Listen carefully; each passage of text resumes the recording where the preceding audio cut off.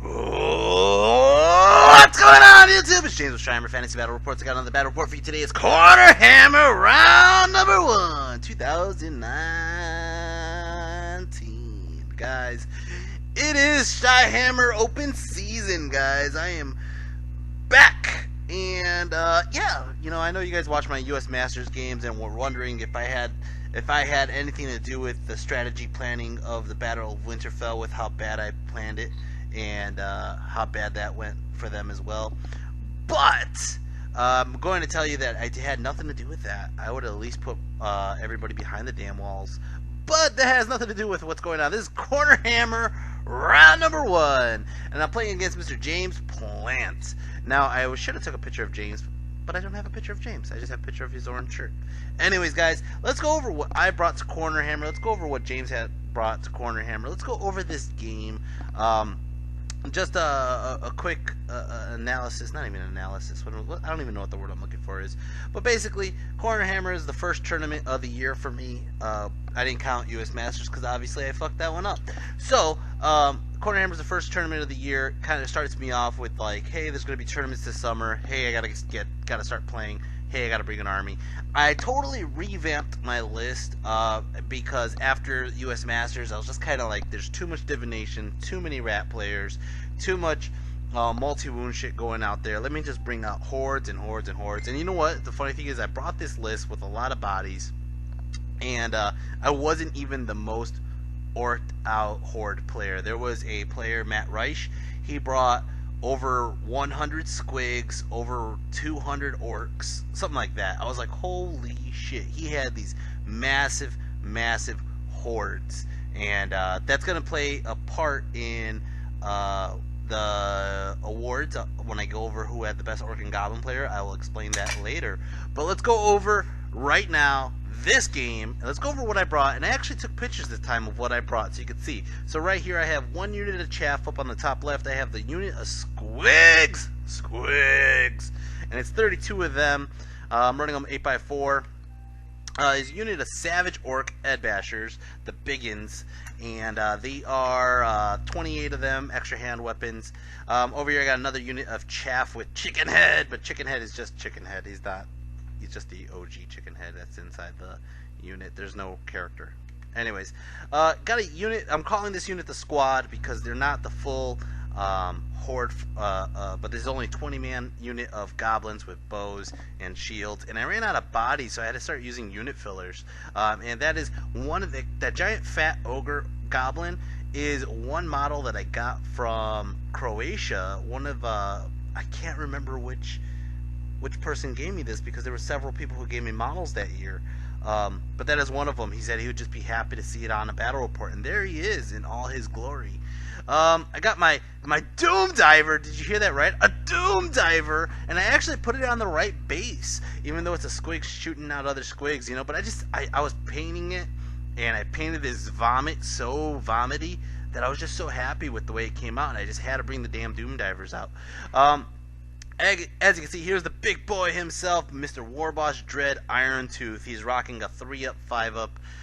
He is rocking the extra hand weapons, so he's fighting with extra hand weapons and strength 7 with whatever the item is. I forgot the one that gives you +1 strength. So, and I actually took the upgrade on the base, so my Wyvern is also strength 7 on the charge. I got the K-Pack down here, and I got Bazooka and the motherfucking Horde. Not in the pictures. You can kind of see in the back of the picture here. There's Baxter the Pyromaniac on a chariot on the left corner, top left corner. Bazooka is on the far right, but you can't see him because the picture cuts off. But right next to Bazooka on the second model to the right, that is my Thaumaturgy Wizard as well. That is the Prophet. Anyways, let's go over Mr. James Plant's army here, and here's a list. If you guys pause it right here and just see what he brought. But basically, he has a Magister on a Doom Bell. He has a Chief BSB with a Lightning Rod. He has Rat-at-Arms. I don't even know what Aquila of Ruin is. I think he told me that, but I totally forgot. Rat Swarms, Meat Grinder. Now, his Meat Grinders are probably the best Meat Grinders I've ever seen for a rat army, and you'll see why. Rotary guns, Naphtha Thrower, Dreadmill, A-Bomb. Alright, so he has double A-bomb, double dread mills. That's all I really worry about. Let's go over. We're playing the diagonal, and as we're playing the diagonal, I believe I dropped first, or I dropped enough to see where he was dropping, and then I realized he's a rat player. He has so many drops as a rat player that there's no point of me dilly-dallying. So what I did was I actually made sure that all my multi-wound stuff was well out of range of his dread mills. And I think I actually... Did I let him take first turn? I think I took first turn. We'll see in a second in a couple pictures. I think I let him take first turn, to be honest, because my goal here is just to stay out of his range of his dreadmills for one turn. If I can nullify his dreadmills for one turn, and they're just doing nothing but moving and shooting random bodies of goblins, I did my job. I'm actually negating. I'm actually thinking like a strategist for once. Now, here's the part. I'm going to tell you right now, this is my first game of Cornerhammer. These games actually go pretty well. They're not like my US Masters games where I just made dumb mistakes, but this game I make a really dumb mistake. We're playing King of the Hill. Now, I chose the scenery that is by his A-bomb on the right, that forest, meaning that was the one I needed to protect, because everything else is really technically out of my zone. He chooses the forest on the left corner. Now, here's the problem with that, and I'm gonna tell you this right now. Turn 3, 4, 5, whatever turns it is, we don't finish this whole game. We really don't finish this whole game. But turn 3, 4, I start going for the wrong objective, not realizing I was supposed to go for the one on the left. I went for the one on the right, thinking I had to get there, thinking, haha, I'm gonna get the objective, and that was my own dumbass fault. And again, that's me being a rusty player. But it doesn't really affect, it kind of affects a little bit, it doesn't affect that much of what happens, but we'll see what happens here. My whole thought process is, the building on the left is kind of funneling, and it's going to be hard to get over there, and I have to kind of protect that King of the Hill on the right anyways, regardless, so I kind of just basically use the big gap as my fighting platform. I'm going to keep the K-Pack on the left to kind of protect the left flank, and protect my war machines, because my war machines are going to be doing overtime today. Alright, let's go over. That's how it looks on his turn. Turn 1! He's going to just start moving. Turn 1, Vermin Swarm. Oh, here's a better picture. Actually, it's not even turn 1 yet. This is just basically his army. As you can see, there's his Dreadmill, his A-Bomb, his rats, and more rats. Alright, magic, I got Hand of Heaven, Cleansing Fire, Wrath of God, Smite the Unbeliever. I also have Flaming Swords, Enveloping Ember, Scorching Salvo, and Pyroclastic Flow. Yes, you heard right, I have 2 Wizard Masters. We're going to go over turn 1, Vermin Swarm. Vermin Swarm, turn 1. As you can see how I cornered up on there. And basically what he ends up doing is he just has to kind of move towards me. Magic, he ends up getting a 6 on the Flux, goes ahead and drops a Comet. Even though I saved all my dice to stop this Comet, that is the only thing he got off, and I couldn't stop it. But that's all that really happens. He doesn't have enough range or anything to hit me and kill me, so it's nothing really gets hurt. It's going to start off my turn. Orcs and Goblins, turn 1. Orcs and Goblins, turn 1. Now, I moved the K-Pack back because I realized he put his Helpit and his Doom Wheel on the left. I don't want this Doom Wheel just blasting my freaking K-Pack, and my K-Pack is also protecting it, so the minute he pops his head out around the corner of that building, the K-Pack will ram the shit out of him. I kind of kept my Squigs and my Savages up in the center because they're not scared of rats. They're just not. And my Goblins are on the hill. Now, I did play this a little funky. I was schooled afterwards because of the new hill rules. I put my Doom Diver barely touching the hill. Technically, I wouldn't be able to see over my own unit unless my Doom Diver was on top of the hill, which I would have done it if that was the case. I didn't really know any different, but basically we played it like it as is, like I could see over the hill, I could see over my units. Anyways, I do have an Orc Bully anyway, so he'll be able to see over those guys. Anyways, yeah, I kept my chaff back because I need my chaff. And as you can see, I did take 2 units of chaff. Thanks, Phil Carl. That's basically how it looks. Alright, let's go over my first magic phase. First magic phase, I got a 1 on the Flux. 1 on the Flux! Alright, so I go ahead and I do a Flaming Sword bubble with this guy right here. Because, you know what? Why not? I got a Flaming Sword, I might as well use it. Go ahead and I shoot, and first thing, this thing freaking misfires. And second off, I didn't really hit anything else with my flaming swords, with my bow fire, because I think everything was kind of out of range. I was a little too far. God damn it, it's going to start off turn 2. Turn 2! Vermin Swarm turn 2. As you can see, he goes ahead and he's moving up with the A-bomb, he's moving up with the dread mills, and he's moving up with his chaff. He's also moving up with his rotary guns and his Nappa throwers. Magic, he gets a 5 on the flux. Goes ahead and he does the freaking magic missile from the rats, kills off 4 of my squigs. He tries to do some damage onto my savages here with his freaking rotary gun, and he ends up just killing off 1 savage orc. That is awesome. His other guns don't do much. This squad, the Nappa thrower, ends up killing off 4 of my squigs, and then the freaking lightning bolt from the dread mill ends up doing 2 more wounds out to my squigs. My squigs are taking the impact. It's kind of okay though. I'm kind of okay with the squigs, just kind of getting burnt up. I'm kind of contemplating just charging the squigs into that freaking hell pit, or just kind of just keeping them back and letting them keep absorb the damage. Let's go start off turn 2. Orcs and Goblins. Orcs and Goblins turn 2. As you can see, I do not charge. What I do use though is my chaff to block his hell pit. I'm making sure my general's in range to make sure the chaff doesn't flee. And what I'm gonna do is I'm gonna rain fire onto that fucking hell pit. I have freaking all the bows facing him, all the guns facing him, and this is just going to be a unholy massacre on that hell pit. Turn magic. I got a 6 on the flux, and I go ahead and I do a Hand of Heaven boosted. Gets right into the fucking dread mill. Boom! 3 damage onto the dread mill.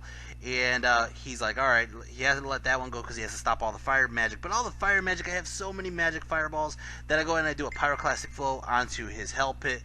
It did not do a Euron Swaja, because a Euron Swaja, if you guys don't understand, me and Euron always plays rats. I always play fire magic, and I could do a single fireball and it will kill a hell pit. But a pyroclastic flow against James Plant does not do it. Only does 3 wounds. I go ahead and I do flaming sword onto my giant bow unit with Bazooka and the Horde, and Bazooka and the Horde light the bastard up. Suck, suck, suck, suck, suck. Bah! Kill the hell pit. Oh, it's beautiful. My Doom Diver goes ahead and he tries to shoot some wounds into something. I don't even know if I do because I don't have a picture of it. And it's going to start off turn 3. Vermin Swarms. Vermin Swarms turn 3. Well, that kind of scared him a bit, but he's going to continue trying to go into my flank with his freaking hell pit and his Doom Wheel. As you can see, my K-Pack is still protecting the flank, but kind of back it up a bit. And yeah, that's how it looks. He's going to continue shooting me. Magic, he gets a 3 on the flux, goes ahead and he does his magic missile into my my chaff, and he kills my freaking hounds. Over here, he's going to start shooting into my savages, and right here, yep, and he does 3 wounds out to the savages. As you can see, those beads up on the left side here, I'm going to go back to this picture. They're actually, those are the counters for the comet, because the comet hasn't came down yet, so it's up to 4 counters. And then basically he's going to start shooting his other rotary gun into the squigs, kills off, looks like 6 squigs. Yeah, 6. Over here, the Dread Mill starts shooting into the Doom Diver, does 2 wounds, and that's it. It's going to start off Orcs and Goblins turn 3. Orcs and Goblins turn 3. Orcs and Goblins turn 3. I go ahead and I charge the savages into his chaff. Now, I thought about this long and hard. My squigs are charging it to his other chaff, right? Here's the problem, and I'm going to be up front here. I did wog, as you can see the cards on the right side. I did wog, all right? But what I should have done, what I should have done, and I was strategizing it from this turn. I did charge the K-Pack, and the K-Pack failed to charge, I believe. So that's going to be an issue over on the left side, right? But what I was trying to figure out was if I overrun with the savages into his ratted arms back there, I could potentially break that ratted arm unit on the left. But the problem is, it would have to be on his round of combat, which he could just flank me with his ratted arm unit on the right. So if my squigs got stuck or won combat against his freaking swarms, my squigs could go wide and chaff him. That was the whole reason I needed the chaff to begin with. I am not confident that that's going to happen, or I am not confident that I will have enough squig bodies to make the line. So that's one of the things I was worried about, because if not, I could have just charged the squigs closer to that edge and deal with it that way. That being said, that was my big decision. That is my big decision. If not, I'm just going to have to reform and deal with the double charge, but at least I'm not getting flanked. It's a hard decision to deal with.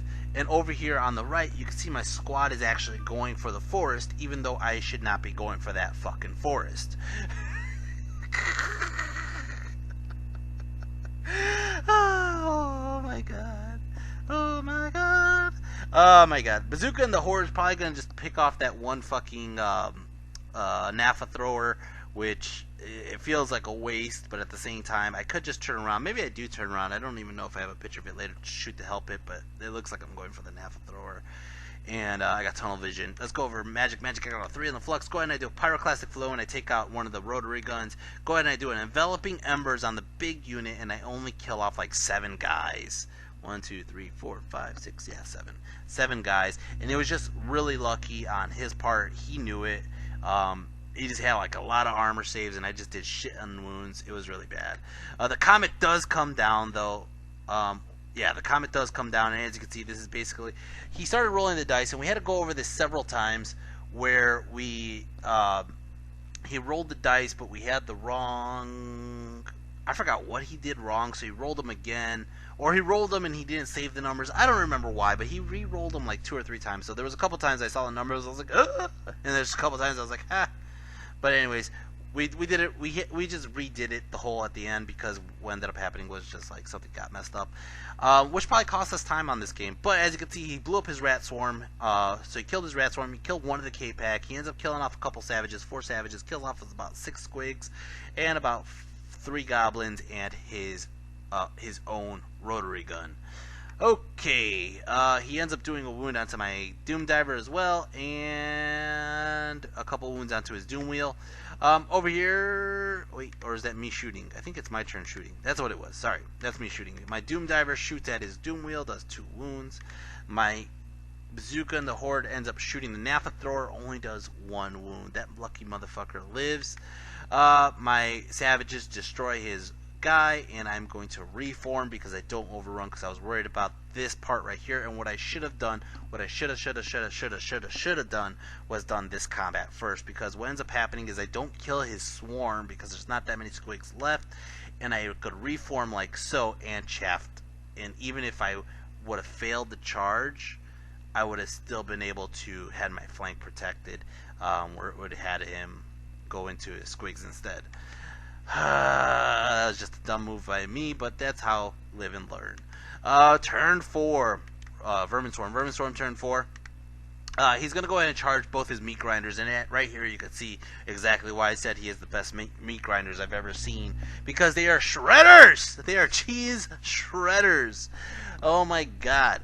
And he's going to go ahead and charge in here after I failed my charge. He's going to get right into my... He needed a far roll too. I think he needed like 11, and he got into my K-Pack. No, he didn't need 11. He needed like a 16, 17 on 3 dice or some shit like that, and he got in. Which is great for him. Bad for me. But we're going to go over how this goes. Magic, he ends up getting a 7 on the flux. Goes ahead and he does a Trial of Faith onto my general, does a wound. This fucking Nafa Thrower shoots into my general, and I actually save it. Over here, he shoots it to my Doom Diver, but I actually live with 1 wound remaining.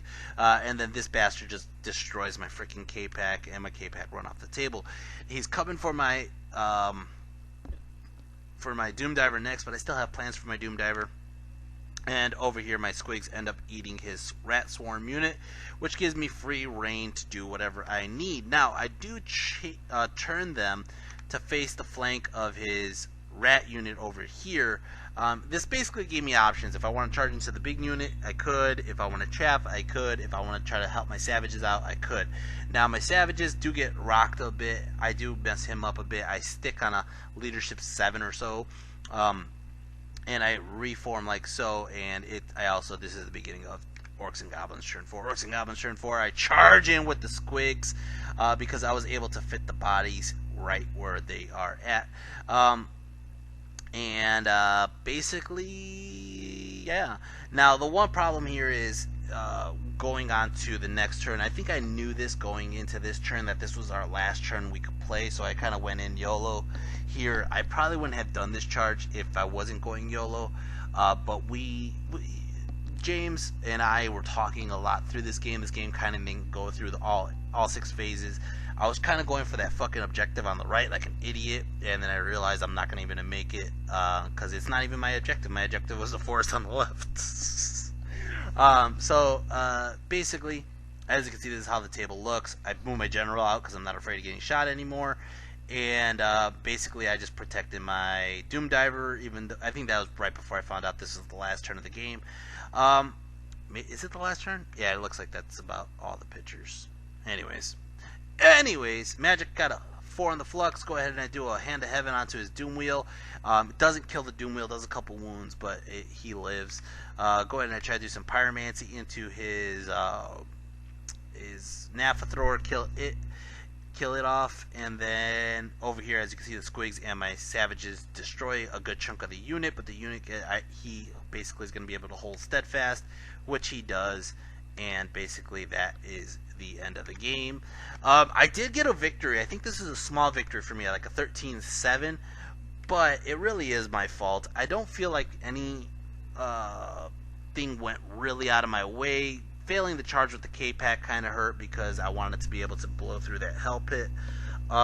Even if I could probably potentially have wounded it enough where I could have killed it with a Fireball or 2 or a Doom Diver or something like that. And also, like I said, the big misplay was basically not letting the Squigs go first. If the Squigs would have went first, I could have got into this unit with a much healthier unit of Savage Orcs. And not deal with that Meat Grinder as much, because the Meat Grinder is basically what killed me. I did kill a Meat Grinder, which I forgot to put those points in. So the Meat Grinder is 150 points, and I believe the Savages killed it. So let me give the Savages their points, because I didn't add that in. 150 plus that. Okay, so that actually puts the Savages a lot higher in the point total. Let me see when he died. I didn't even notice when he died. He charged in... Sorry, I'm just kind of mumbling to myself. Yeah, he charged in double Meat Grinder. That combat happened. And there's only 1 Meat Grinder left. That is correct. Okay, wow. Didn't even realize that happened. Alright, anyways.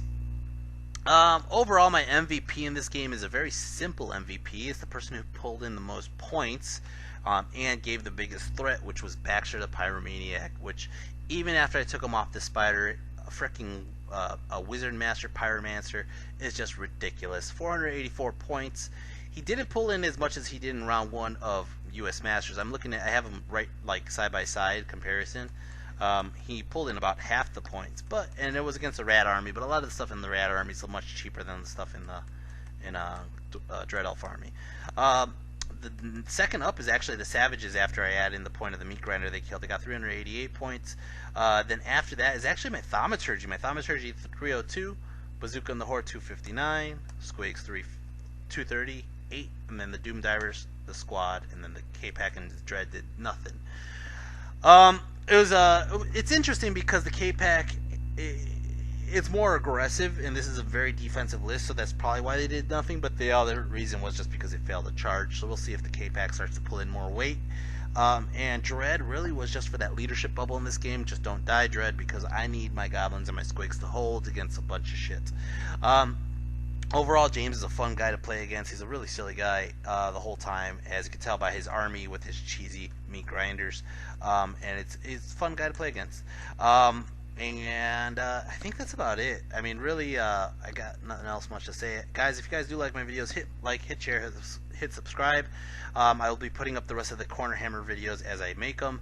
I can't really promise you when I get to them, because A, I work, B, I start playing other games and stuff. Not like board games or table games, just like video games.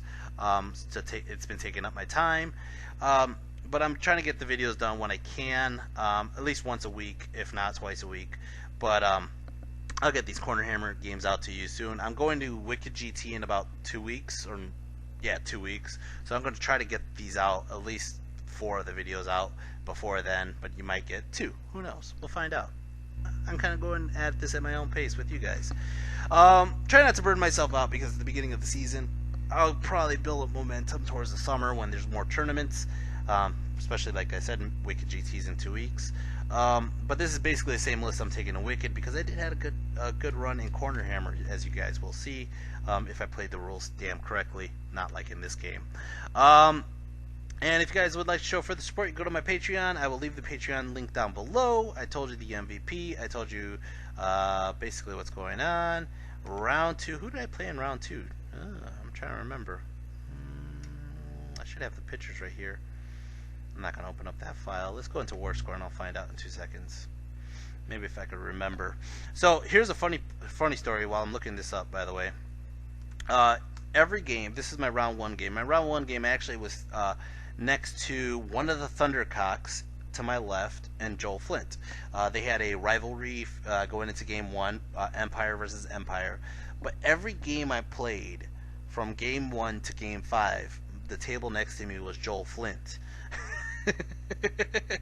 So we were like dead set on thinking that we were going to play each other, and we never ended up playing each other, which was pretty funny. So maybe at Wicked GT we will face off. Opening up the links. Welcome James Silva. Let me just click my name. Cornerhammer. Oh, I play Adam Tonka Jones next. Adam Tonka Jones is a member of Team England from the ETC. I was going to say CTA. CTA is public transportation in Chicago. Anyways, from ETC, Team England, Adam Tonka Jones versus James. Me, Shyhammer. Yeah, I got 12 points in this game. James Plank got 8, and we're going to go over the next game as soon as I make it, which is going to be a fun game, by the way. Anyways, guys, hope to see you guys next time. Take care, and peace.